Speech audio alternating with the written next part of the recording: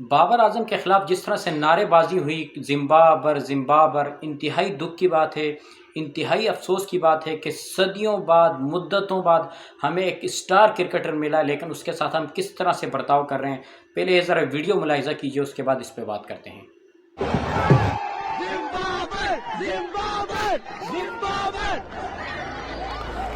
پشاور زلمی اور ملتان سلطان کا یہ میچ چل رہا تھا۔ اسی دوران بابر اعظم ڈگ آؤٹ میں بیٹھے ہوئے تھے اور پیچھے سے ملتان سلطان کے جو کراؤڈ تھا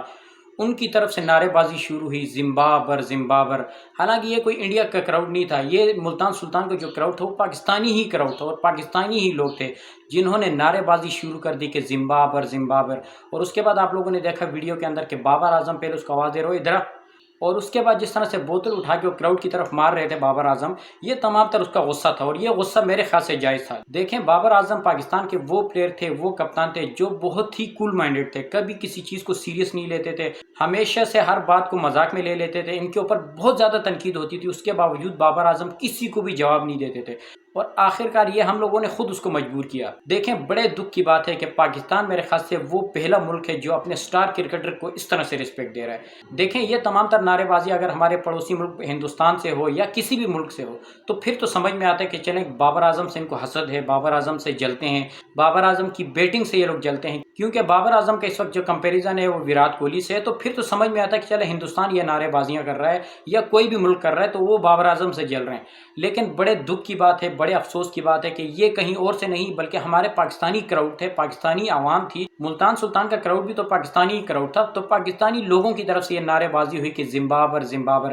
اور یہ جو لفظ بابر اعظم کے لیے یوز کیا جا رہا ہے ہم سب کو پتہ ہے کہ اس لیے کر رہے ہیں کہ بابر اعظم جو ہے ہمیشہ ویک ٹیم کے اگینسٹ رنز کرتے ہیں، جیسے زمبابوے کے اگینسٹ، نیپال کے اگینسٹ، تو یہ سراسر غلط ہے۔ دیکھیں، اگر آپ کو کرکٹ کی سمجھ ہے، اگر آپ کو کرکٹ کی نالج ہے تو آپ بابر اعظم کے تمام تر ریکارڈ اٹھا کے دیکھیں، ان کی جتنی بھی سینچری ہیں، 18 سے 19 ان کی ODI کی سینچریز ہیں، تو وہ آپ تمام تر سینچریز اٹھا کے آپ دیکھیں کہ کس ٹیم کے اگینسٹ ہے۔ وہ نیوزی لینڈ کے اگینسٹ بھی آپ کو ملیں گی، وہ آسٹریلیا کے اگینسٹ بھی ملیں گی، وہ آپ کو انگلینڈ کے اگینسٹ بھی ملیں گی۔ تو ایسا ہرگز نہیں ہے کہ بابر اعظم نے صرف زمبابوے کے اگینسٹ یا نیپال کے اگینسٹ سینچریاں بنائی۔ تو یہ بڑے دکھ کی بات ہے، بڑے ہی افسوس کی بات ہے کہ بابر اعظم کے خلاف اس طرح سے نعرے بازی ہوئی کراؤڈ کے اندر، اور خاص کر ملتان سلطان کے کراؤڈ کے اندر۔ میرا نہیں خیال کہ بابر اعظم کے بعد کوئی اچھا کرکٹر ہمیں ملے گا، تو خدارا اگر آپ کو کوئی اچھا کرکٹر ملا ہے تو اس کی رسپیکٹ کرنا سیکھیں۔ اگر آپ بابر اعظم کو عزت نہیں دے سکتے تو دنیا کے سامنے اس کو بے عزت کرنے کی ضرورت نہیں ہے بھائی، اس کے ریکارڈ اٹھا کے دیکھ لو۔ تو اگر آپ لوگوں نے تنقید کرنی ہے تو آپ جائز تنقید کریں، ان پلیئر کے اگینسٹ بھی تنقید کریں جو پرفارم نہیں کر رہے ہیں۔ ایک بابر اعظم نے تو اکیلے اس ملک کا ٹھیکہ نہیں اٹھایا ہوا ہے،